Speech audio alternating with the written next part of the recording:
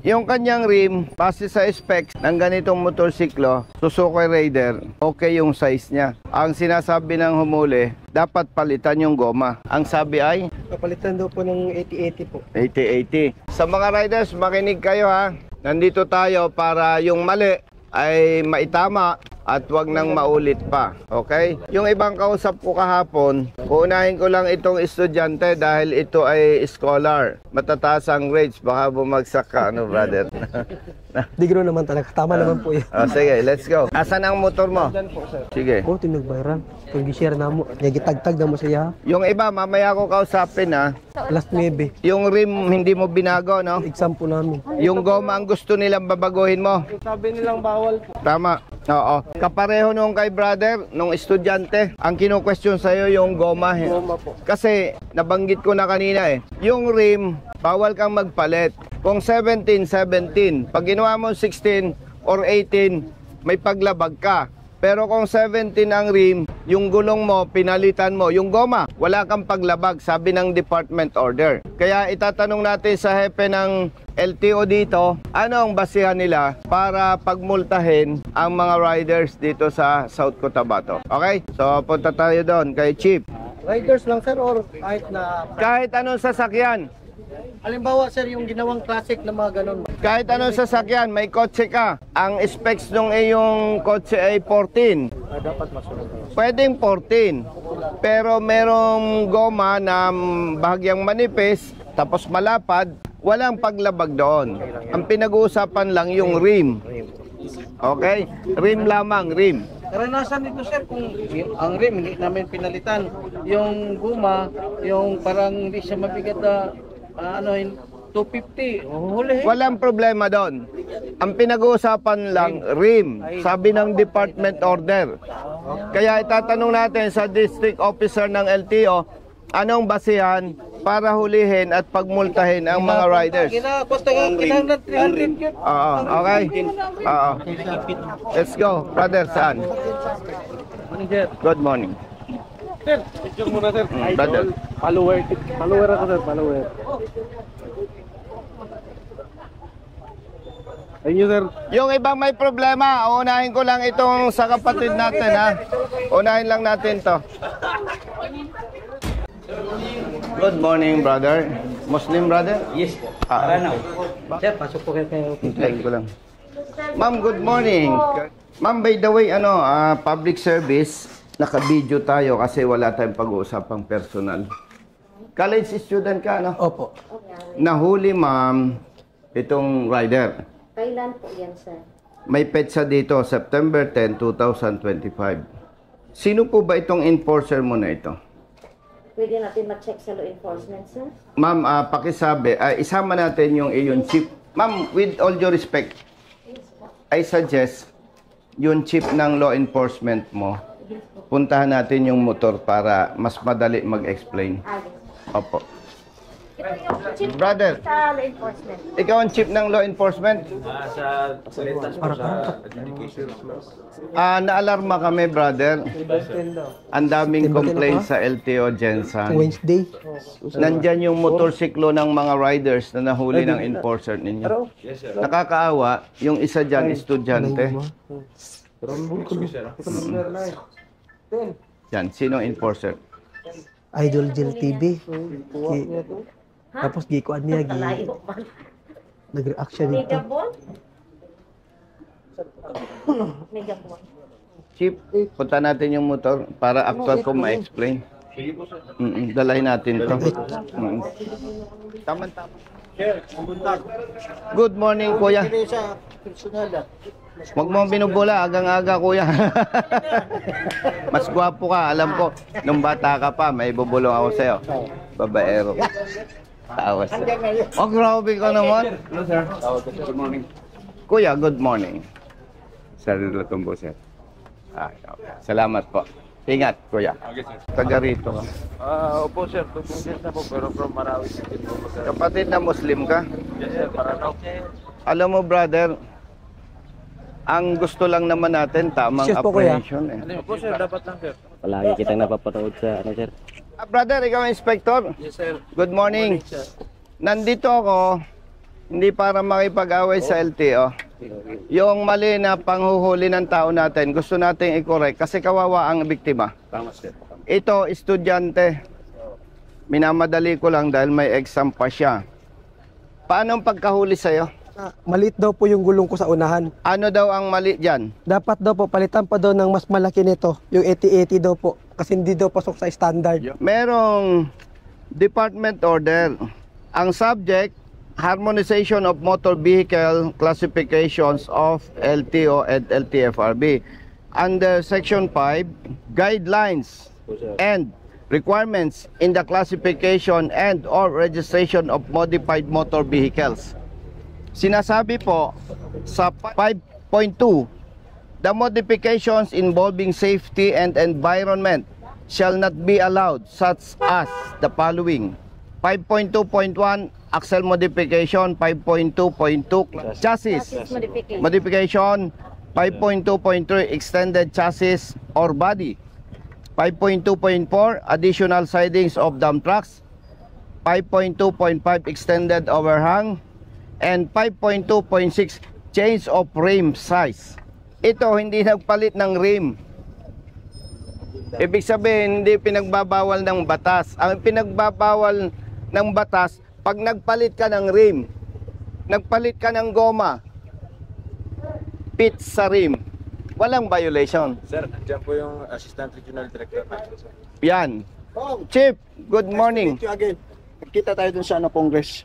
Salamat. Ganito ay RD. Una sa lahat, hindi natin pwedeng ipagtanggol yung mali. Tama. Ang gusto lang po natin ARD, tamang apprehension. Kasi katulad nito, estudyante, ang multa 5,000. Kawawa naman. Ang pinagbabawal ARD, magpalit ka ng rim. Pero kung yung rim ng gulong hindi mo palitan, baguhin mo ito, kumapal, lumapad o ano pa man yan, walang paglabag sa batas. Nandito yung ticket nitong estudyante. Nilagyan mo ng under protest, naka-under protest ka. Pag kayo hindi kontento sa paghuli ng ating mga law enforcers o sa traffic enforcers, lagyan nyo dito under protest. Kasi karapatan nyo yan. ARD, Yeah. hindi natin pwede ARD na asahan na lahat ng mga motorista marunong. Dapat ang unang marunong po, enforcer natin. Meron dito ARD, kapareho ng sitwasyon, ang motor niya, yan oh. Pareho lang ang rim, hinuli din siya, Anong violation? pareho din, modified tire. Ang multa 5,000. Yes. Pero hindi ko alam ARD, sino sa office ninyo ang nag-advise na maggawa ng affidavit of mechanic. Pag binasa po natin yung affidavit niya, walang ipinag-usapan na ginajustify yung sinasabing violation.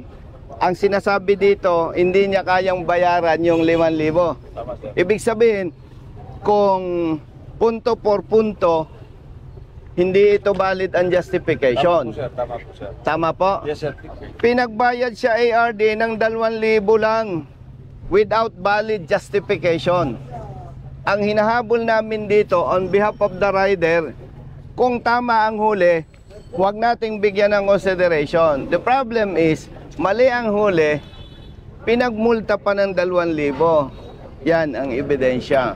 Sabi na makapagsalita, sir. Yes. Sige. Ito po kasi, sir, is hindi po ito dito huli na under dito na office. Sa extension office po ito sa Tumblr. Tsaka ito po kasi, kaya po nagtaka kasi hindi po ako nag-require na affidavit. Sige. Mechanic. May tanong ako sa iyo. Brother, saan ka nagmulta? Sa extension Tumblr po. Hindi dito. Hindi po dito. Considering na technically under ninyo, showing the proof na may mali sa apprehension, andito kasi kapareho nito eh. Makakapag-decide ba tayo IRD about this concern? O doon na lang kami pupunta? O sige. Hindi na jurisdiction. O sige. Brother, pupunta tayo doon sa kabilang office.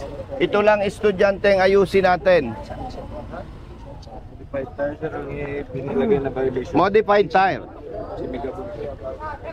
And ARD, Daan na. Yes, sir. Kasi ikambyuhan.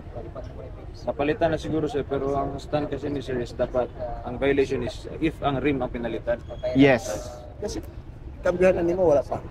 Ang tire po. Oo. Opo, kasi mahigit 1 taon na sa akin yung motor, sir. Hindi, pagkakandakop ba? Hindi po. Kano sa mga ganda pa? Itong 10. Pizza Jis. Hindi ang murag daan lagi ni. Dili kay bago magud bago kong ilis Baka gusto ninyo Tagalogin. Mo gani nga Tagalog na, sir. ARD, baka gusto mo Tagalogin. Hindi, I mean po, ganito po yun.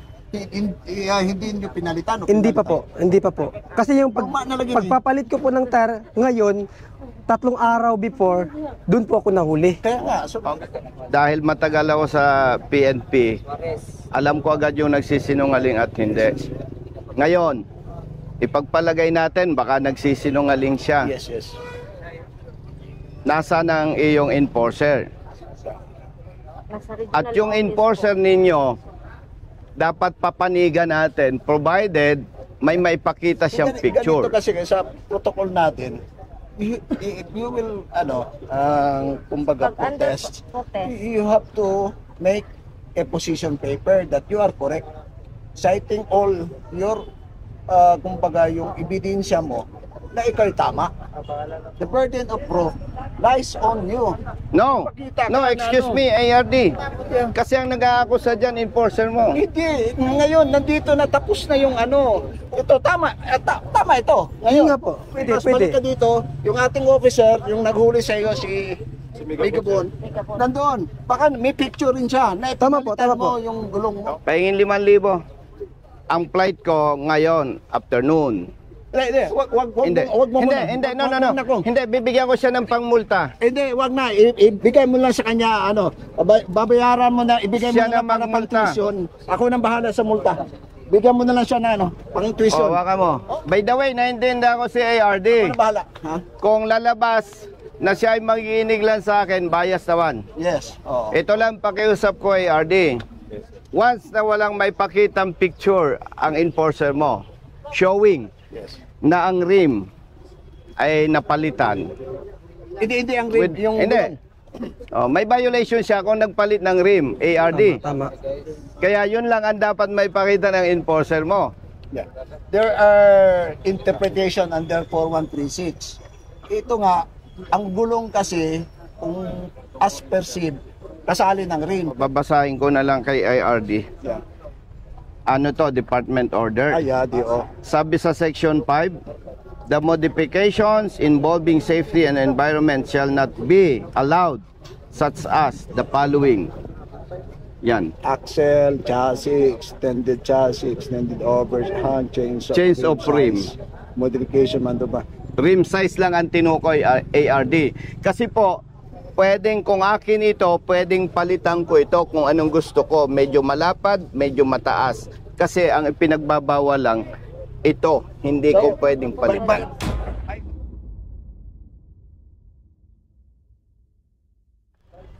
Violations indicated.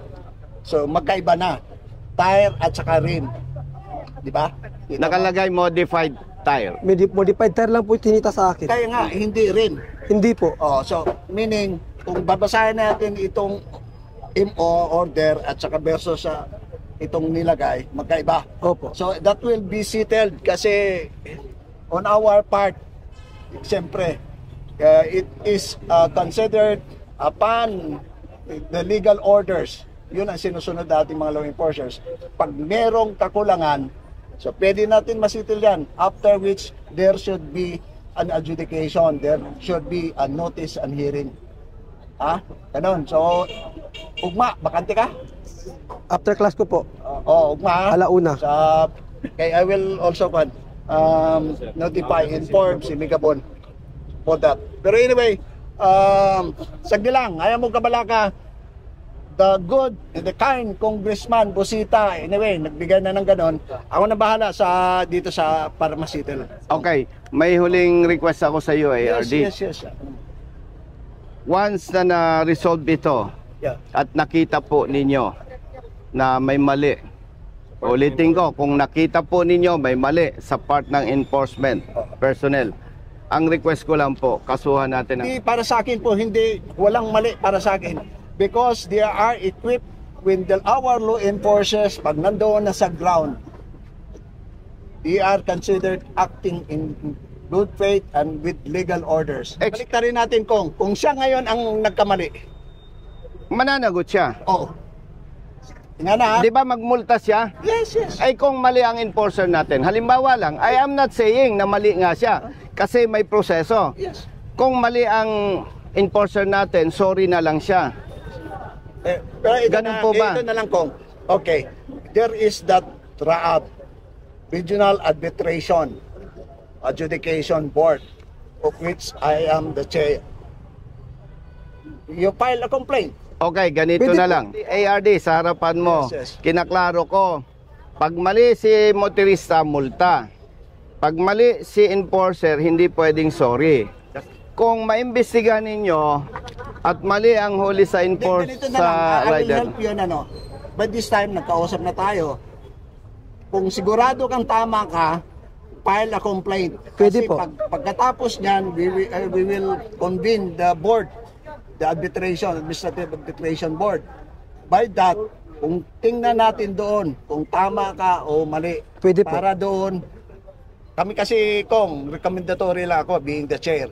Meron tayong director at meron tayong ASEC. sabi ko, after investigation, kung lumabas na may violation siya, multa siya. Yes. Kung lumabas, base sa legal documents at ebidensya na enforcer, kung lumabas na mali ang enforcer mo, ang tanong ko, ang request ko pala, sorry, bigyan ng administrative sanction yes, after ganun talaga. investigation. Oo. And tayo naman, walang personal issue. Ang issue lang dito, public interest. Kung hindi kami masatisfied at hindi ninyo mabigyan ng administrative sanction ang tao ninyo, with respect sa iyo, dahil magkaharap tayo, magpapile kami ng kaso dito sa inyong enforcer. Ang gusto lang natin, maitama yung mali. Dahil for your information, kung hindi po ninyo alam, naalarma kami sa Kamaynilaan dahil ang daming complaints sa General Santos City LTO na magkakapareho. Kaya nga, bago ako pumunta ARD, nagbasa ako, nag-research ako at may dala akong department order, may dala akong specs nandito. And with respect sa iyo, okay, rerespetuhin ko yan dahil wala dito enforcer, kaya nga hinahanap ko eh. At alam ko naman na hindi tayo magiging bias, ARD. So, brother, we are hoping at nagtitiwala tayo, hindi naman sila magiging bias. Sana po. Nice meeting you. Nice meeting you, ARD. It's in the interest of service.